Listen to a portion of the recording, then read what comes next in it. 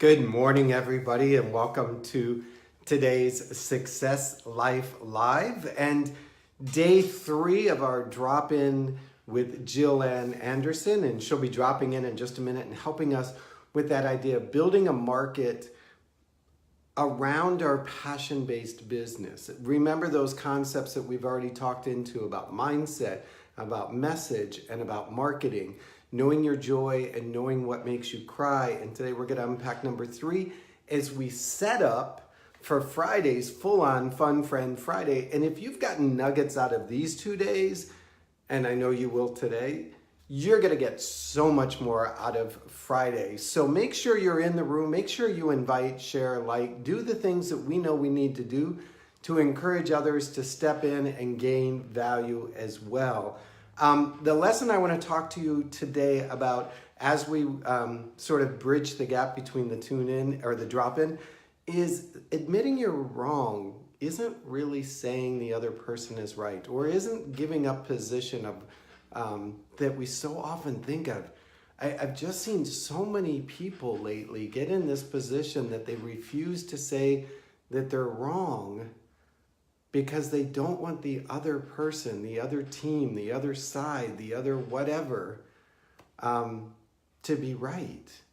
And that's not what it's about. So I'm going to really encourage you to slow down this morning and not only listen to Jill Ann Anderson and us stop in, but also to take a moment and listen to the message. So I've got like 1 second. I need you guys just to say hello, say where you're from. I just got a low battery alert. Not sure how that happened.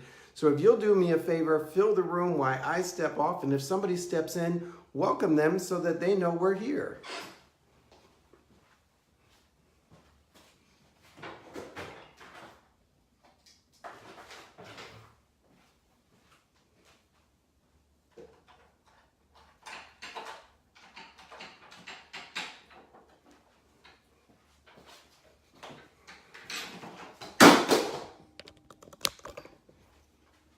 All right, I think we're going to be good for a minute. I apologize for all of this chaos. I guess that's what happens when you're first day of no school. All right, well there. See, hey, you guys did a great job of taking care of each other while I was out of the room. If Jill has stepped in while I was out, do me a favor. We've had... There we go. Thank you. Elizabeth, you are just honestly one of like my little secret gifts. I so appreciate the way you keep me on track and help keep the room informed and all the comments that you add, because I do go back and listen into them. So good morning, everybody. And I apologize for that moment of delay. I have a feeling I know what happened, and I'll yell at my kids later about why my charger might have been unplugged. So Jill, if you stopped in the room, give me a minute and say hello. There you are. I'm going to bring Jill in. I'm going to bring Jill in. You know how you say that and then you keep trying and trying. There we go. You're all probably looking at my big fat finger. So she'll be stopping in again. Remember that yesterday we took our... Good morning. Oh. It's one of those mornings, Eric. I know. You heard that I was struggling with my technology.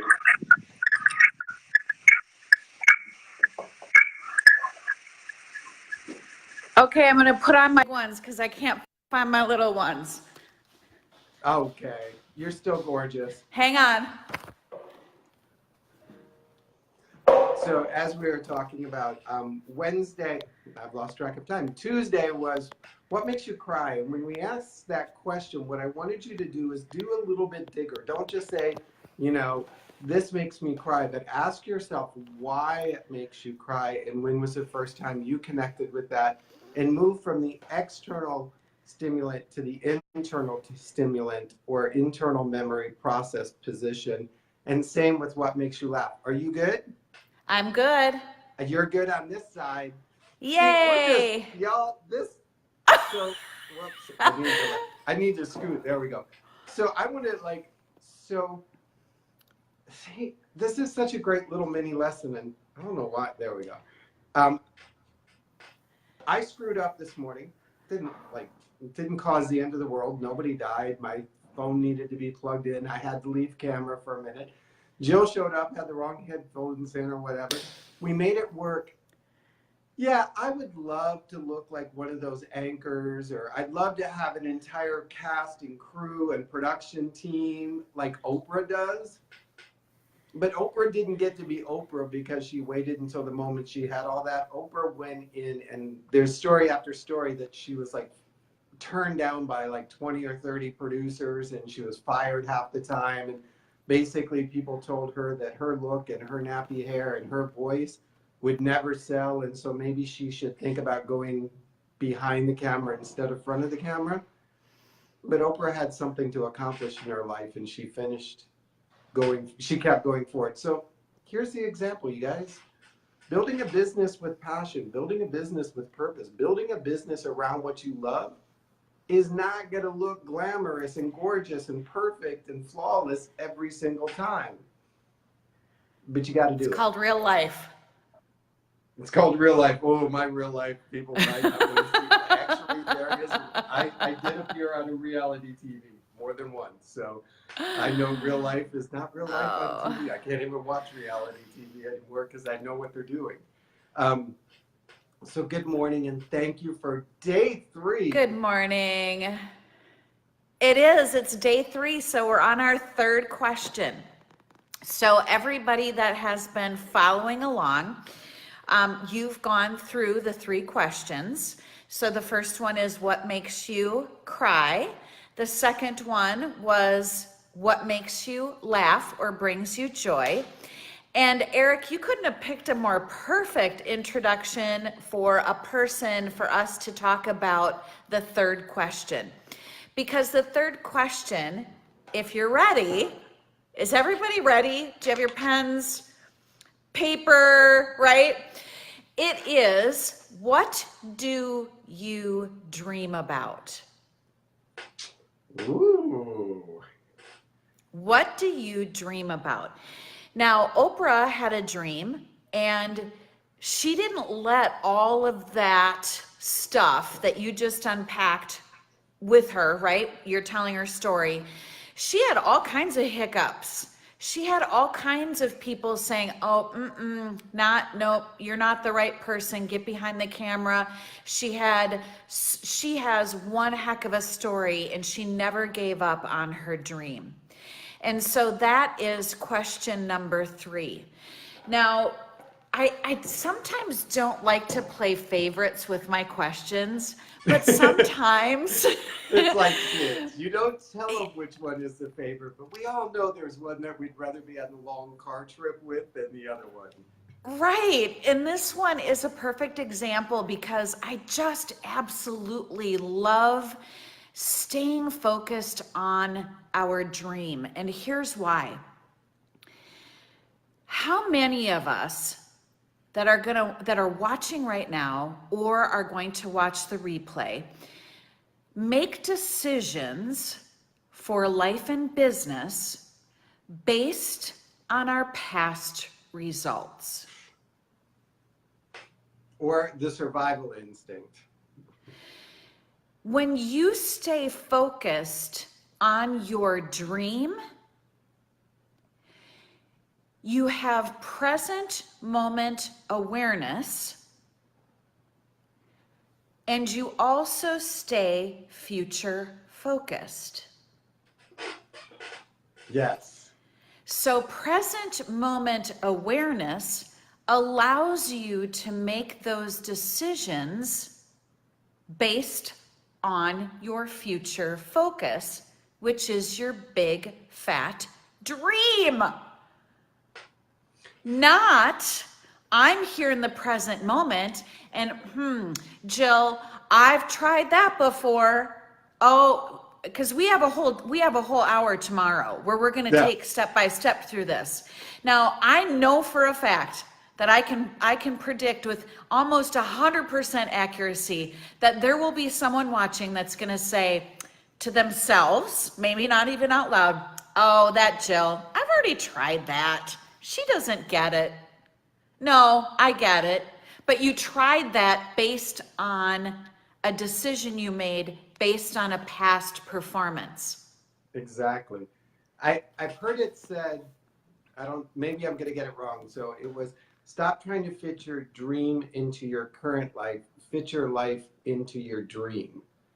We so often Absolutely. take pieces of our dream and try and figure out how we can make it work based on our current situation, our current income, our current life, versus saying, wait a minute, no, how do I move my life that I'm currently in into my dream?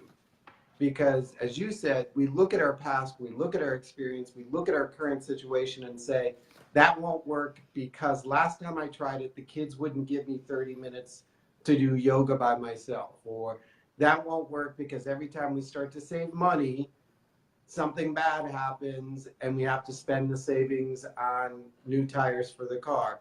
Or that won't happen because there's this woman in my neighborhood that every time I start to sell product XYZ, she jumps on board and she knows everybody on the tennis club and she beats me to. Like, we have this history of why it will never work. And I always laugh because the person that experienced it, why it doesn't work, doesn't even exist anymore because they have the experience of that past. And so when we stay future focused on our dream, we are able to give that laser focused present moment attention to our daily steps. And when we take our attention and focus it instead of the past into present moment, it opens up a new level of awareness.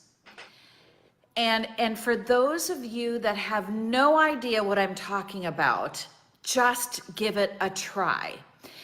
Stay focused in the present moment as we take these steps through to tomorrow, because we're going to start putting them together. That when you stay totally unattached to the outcome, and I think that's where people get stuck, is they say, well, Jill, if I look at my dream and I make one decision today, and you'll make more than one decision, obviously, but this very decision, this very moment, if I stay in the present moment and unattached to the outcome, so what does that say about what you want that dream to look like, feel like? What does it look like when you're living and breathing in that future? So it's not so much the outcome. And see, this is where I think people get mixed up, is they say, well, I want to have a business. I want to have I want to have $30 million in the bank, and it's all of this external stuff. It's, who do you want to be? What does your life look like in that future? And so we had a question, and I think that's a great point, is the question was, what if you don't know what your dream is? And I think often that question pops up because we're so external, like the house, the car, the bank account, the number of schools that we built in, far off Africa, whatever it is, it's so external that it's hard to see now to then. Go back to the question of yesterday. What makes you laugh? What brings you joy? And then say, if I could live in that moment, that feeling, that experience for an hour, 2 hours, 3 hours a day, how would that feel? What would my life look like? What would I be wearing, doing, smelling, tasting, feeling if I could live in that moment of what made me laugh or brought me joy more consistently? And that really is the beginning of the birth of the dream, because then you're like, man, if I could be in that experience more often, what would it require me to do now to get to that experience more often? Yes, and then more often becomes bigger, deeper, wider, thicker. Yes, and this is the purpose of the 3 questions. They're the 3 magical questions that go back to day 1, the first question, what makes you cry? And look at your notes. Take a highlighter and highlight key words that really tug at your heart. Then go to day 2. Look at all of the words that you wrote. Take a highlighter, highlight those. Your dream has always been within you. You've just lacked the awareness of what it is. So you do, I truly believe you know what your dream is. What gets us unable to birth that dream is the busyness of life. We do not quiet down long enough to hear Source, God, whoever you believe in, whatever you believe, Spirit, come through us and open up that awareness. We can't hear the voice if we're too caught up in the busyness of life. And that busyness of life often is consumed with external things. Yes. And so when we look at these 3 questions, and as we set up for tomorrow's more, like we could get more. I feel like we've just been through the all-you-can-eat dessert buffet. This is just going to be fabulous. It's like when you're on the cruise ship and you order the midnight chocolate buffet delivered to your room. It's just like, oh! Yeah. Doesn't get any better. Shows you my level of joy. But the 3 questions are not separate. What makes me cry? What brings me joy? And what do I dream? Are not 3 separate objects, 3 separate silos, 3 separate questions. If you listen to yourself, you'll see that, wait a minute, this is what makes me cry. This is a pain. This is the joy that I would feel either moving out of that pain or moving into another place. And what do I dream about? Though it may at some point contain a beachfront house or schools in Africa or leading an aerobics class, what brings your dream is to have that feeling, that joyful feeling, that awakened spirit present more deeply, more completely in your life and then the lives of the people that you're entitled to touch. Right. And I'm telling you, the only way you're going to discover that, if you're listening and you're saying, I don't know what my dream is, I want you to rephrase that and say, I don't have the awareness yet of what that dream is, and then take daily steps to go into pure, quiet being. That's it. Don't do whatever you can do, even if it's 5 minutes of just being. Very much. And you will see that dream begin to emerge. so, and you guys got to hear the subtlety, but the complexity. When you say, I don't have, you've defined that you are coming from a place of lack, that it doesn't exist, that there is no solution. So your brain basically says, oh, okay, I'll stop searching for it. If you say we don't have it, I've got more important things to do, like keep you breathing and pump your heart. So I'm not gonna look for it. If you say I lack the awareness, or show me, teach me, guide me, lead me, and sit in silence, your brain's like, oh, you've just given me a job to do.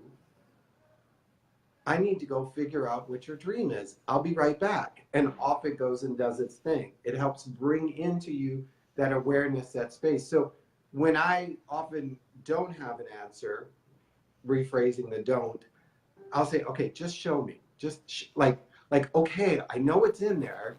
It's like looking for my car keys. I know I know they exist. I just don't see it. And so I'll just like, okay, show me. Guide me, tell me, teach me.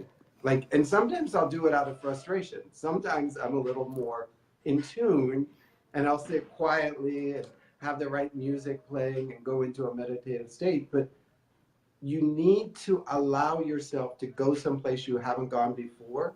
And that's both in mind and body and spirit. And to do that, you've got to say, it exists. I just don't know where to look yet. So show me. And I'm going to also add on to that, absolutely spot on, that my personal experience has been that sometimes I do get it, like when I'm actually in the moment. Here's what I've discovered since moving to Jupiter is I used to, like, I meditate every day, and I'll go now walk on the beach, and I will just be feeling the water in the sand on my feet, and I'll have a nice old long conversation with the man upstairs. And I'll say, this is what's happening. This is what's going on. This is what I need your guidance from, and have a great talk. And I don't necessarily get an answer right then and there. God gives me exactly what I need at every moment. So I have to stay unattached to the outcome. I may go to speak to Spirit, God, whoever, and say, this is what I need help with. I'm human. I already have like an idea of what I want. Like, I kind of have an idea of the outcome, right?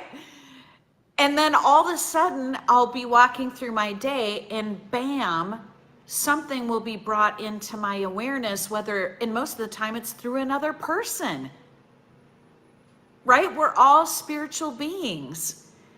Most of the time, those things get delivered to us by other people. That's why it's so important for us to surround ourselves with other people who buy into the belief. They don't accept us for who we are today. They go, we know you're so much better, and we can't wait to watch you emerge into that best future ever dream. It's funny, in part as a coach, and I think I'll be talking to somebody and they'll be like, oh my gosh, and they're like, it's like, you can feel, and it's like, that's exact, oh, how did you know? And it's like, because you asked for it. I'm not some magical being, unicorn dancing. I just heard it and delivered it to you because you weren't hearing it in your own conversation, your own voice, your own, like, you are sitting right on top of it and you're not hearing it. And that's often having a coach, having a mentor, having those trusted friends, Absolutely. having a network that they're like, I hate to point out the obvious, but you got spinach in your teeth, kind of thing. And they're like, Yep. oh my gosh, really? It's like, yeah, it seems so clear to me, but because of our doubts, because of our fears, because of our insecurities, because, as we talked about at the beginning, we're pulling from history, not from future, we don't see it. Well, and it goes back to the 3 core concepts: mindset, message, and marketing, right? So this takes us back to, if you think you don't know your dream, you know your dream. You just need to have awareness, a new awareness of what that is. Stay with it. Be patient. Go through the questions again. Steps 1 and 2 questions can be flipped around. You can do the second question first and the first question second. You got to keep the dream question the third question. Yeah. That one can't come first. And that's exactly where I think we make mistakes as mompreneurs, solopreneurs, dadpreneurs, entrepreneurs, is we have this dream and then we try and find the vehicle that matches to it. Like, okay, I need to earn $100,000 so I can have a horse farm in the middle of Maine.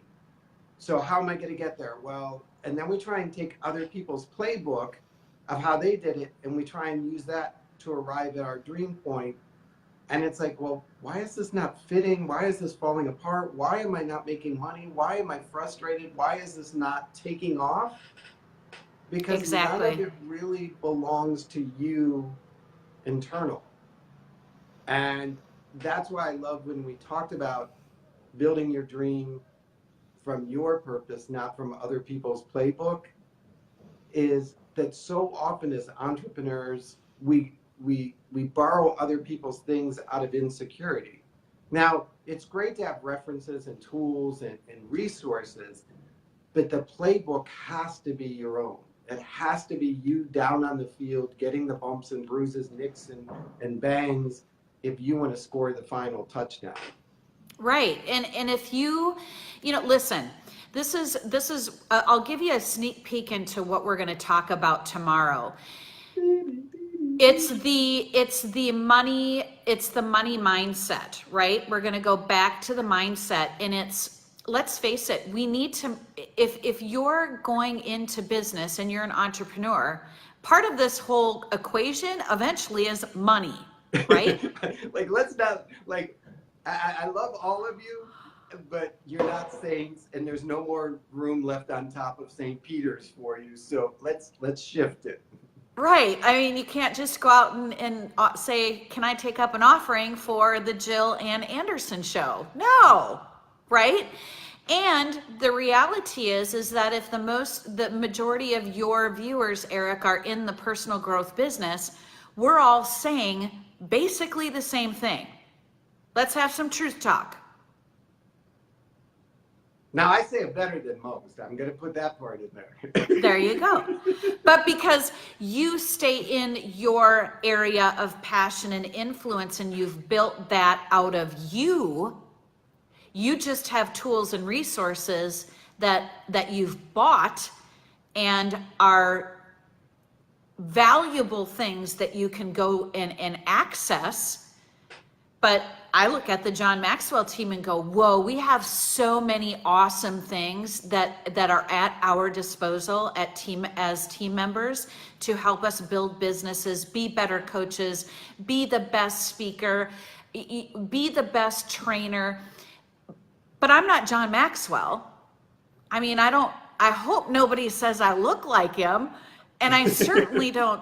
I mean, first of all, I'm a girl. Okay, I don't know if you can tell that, but it's a resource that I use. It's me who is delivering it, and that is what I need to base my business on. I think that's how I'm going to make money. And I tell this to fellow JMTers all the time, and I'm going to say it one more time, probably 1,000 more times. John, Paul, Roddy, Chris, Christian, none of them want to be in front of you when it comes to your business. They want you, your idea, your brand, your message, your voice, your character, your history, your story in front, and they want you dipping into the well that they provided you to do that bigger, better, deeper, more thoroughly. So often we try and put those role models, those teachers, those coaches at the front and move them forward. And as you said, people don't recognize you as John Maxwell when you do that. But when you flip it and you stand in front, they recognize you as Jill Ann, and that you've got this body of resources that you brought to them through your lens, through your history, through your own voice. And that is what we're going to move into tomorrow, is we're going to take these three things, which is the next step that I do with my clients, is we take the three questions and we take the dream and we create the message, step number 2, to then go out to the marketplace. So we're these 3 days, we've kind of gotten our mindset straight, getting the ideas in here. We're starting to develop a bit of a message. We're kind of touching on the marketing, on the idea of that, what do we connect to? What do those around us connect to when we speak? Tomorrow, we're going to pull it all together so that you guys can start to understand that what makes me cry, what makes me laugh, and what makes me dream aren't things that you write down in a journal, set to the side, and then create a whole nother business from someplace else. Exactly. Because though that may sustain you for a season, it's not going to be what drives you to get out of bed and keep going when you need to go to the next level. Right. And then that is what allows you to say, okay, now how am I going to make money doing this? Let me look at the tools in my tool belt, and let's just say it's a webinar. Again, sneak peek into tomorrow. I don't want to dive too deep in this, but let's say it's a webinar. Eric, based on what you talked about the past 2 days, your webinar is going to focus on something about kids feeling worthy. Yes or no? It could very easily, and I would be so jazzed to do it. Right. And I It wouldn't would be be focused easy. on the monetary result as the primary reason for doing it. Exactly. So then I say it would be easy. It really could be, the steps to do it might be difficult, but as you're doing it, it's going to seem easy because you're working from a place that sparked your emotion and purpose and passion, and know that you're taking steps to fulfill a dream. Yes. And that's why I've done 800 some of these Success Life Lives, is because I know that somewhere between number 100 and number 500, somebody will be like, I'm going to take the step. And I see them launch, I see them grow, I see them step into a new awareness of who they are. That bridge of I'm a piece of dog to that bopping hair, I see repeated over and over as a coach, that I'm just like, yes, this is so cool. And the fun part for me is I don't need to stay always engaged in the long process, because once I know the train's got momentum, I know it's going to make an impact. And I'm just like, man, when I get to the other side, when I get to heaven and I get to look down and see all of these echo spots of things that took off that I never got to see the ending to, I'm just going to be like, oh, cool. Oh, cool. I can't believe that happened, because of, the connect the dots. That's what I think heaven is all about. You just get to sit back and connect all the dots. And you just go like, yes, I now get it. Wow. Yeah, exactly. What a joy. I mean, isn't that ultimately a joy as well? You know? Yeah. So very cool. I so love yeah, that tomorrow, ahead. tomorrow is going to be us putting those 3 steps together and starting to sketch out a message. And I'm also going to help you put together a few marketing things that you can use. So you're not going, like literally you will walk away with a couple, I'm hoping of at least 2 deliverables. And I say I hope because I can only rely on the fact that I'm trusting you're doing your homework. So it's super important for you, if you haven't done your homework yet, to do questions 1, 2, and 3 and have those at the table ready when we sit down tomorrow, because you've got me for a whole hour, right? Is it an hour? I could do the whole day, but my family did say we have a noon cutoff. Okay, so we will take a dive, and I always listen with my entrepreneurs, and my time's valuable and all of your time is valuable. I want to make sure that you have at least 1, if not 2 collaterals along with a marketing message that you can, when you leave tomorrow's Facebook Live, that you're ready to go. I have a little one that didn't read the door sign. Close the door and wait. It's on red. We have red dots, green dots. There we go. We will jump in again tomorrow morning. You guys, make sure that you show up ready with your notebooks and that you're prepared. See, she understood when I said red dot, green dot. She went back and checked it. She's my high D. It says red, like, and she'll still walk through it. Make sure you show up with your homework. If you're like, I missed number 1 or I missed number 2, they're down in the feed. It's over on the YouTube, and I've been trying to get the podcast pushed together so you can listen to it in audio format. And that's up. If you want to just look or email me, I'll send you the link for those. They're up on Blog Talk Radio as well as iTunes Catcher and all the others. It's funny because when I'm doing the podcast, I get to go back and listen to the message as I'm trying to edit and piece the things together. So make sure you go back and listen to those if you haven't. And truthfully, if I were you, I would probably bookmark them, save them, do something so that next week, sort of in slow motion, you can really like, okay, I'm turning this into my free little mini mastermind course and building my business with purpose and profit built into it. Yes. Love it. All right. I can't wait for tomorrow. All right. Bye-bye. Have a good day at the office. You too. Bye. Bye-bye. So I wanted to talk a little bit about our lesson for today about saying, just because you're wrong doesn't mean the other person wins. And this sort of came up in a conversation that the other day I've really noticed, and I'm not going to be political, that we've gotten into this huge division in our country and in our politics, and it's seeping down into our families and into our schools. And it seems like our position has become that if I admit I'm wrong, I'm saying the other person is right. And I'm not going to give them that win no matter what the cost with my relationships, with my health, with my family, with my finance.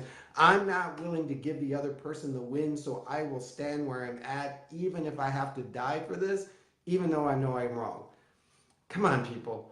Being wrong is not a failure. Being wrong is simply saying, based on the information, based on my awareness, based on my perspective, based on what was presented to me at the moment, I made a decision that now, through time, through hindsight, through new awareness, through experience, through other things, I'm not as confident was the right decision. So I'm willing to forfeit being right or wrong and simply take a new position. All right. Often when I work with couples or with one side of a relationship that's in struggle with the other side, they get into this divided position that if I tell him he's right, then I'm never going to hear the end of it. I didn't say you had to say they were right. I was simply saying you had to be able to say that where you stood at the time you said that, you lacked whatever you needed, or that since then you've gained new awareness and you'd like to come back and discuss it, review it, change your position, change your topic, change your ideas. And so this idea of admitting that I was wrong is somehow about letting the other person win is not the way we want to do things. All right? So I will take this message from today's Facebook Live. I will put it together as part of our podcast for you guys to listen into. Being wrong is guidance to learn. Yeah, thank you, Kelly. I appreciate you saying that. Being wrong is guidance to learning. Sometimes it's just, and apologizing doesn't mean you're wrong. It's we've got to quit holding these positions that we're not willing to shift from because we're afraid we're going to give something up. And that's all ego-based. So don't be afraid. Don't be afraid, folks, to just simply say the statement, the position, the idea that I had before has now shifted based on something else. All right? And so I'll see you guys tomorrow morning. Yeah, she's down there. I will see you guys tomorrow morning at 8 a.m. for Success Life Live. Till then, go out and live your life with success. Enjoy little kids dancing in and out. All right, say, hi, this is me. All right, I'll see you guys tomorrow. Don't forget, Jill will be joining us again, and I'll get the podcast up for you by noon. Till then, have a great day. Bye-bye.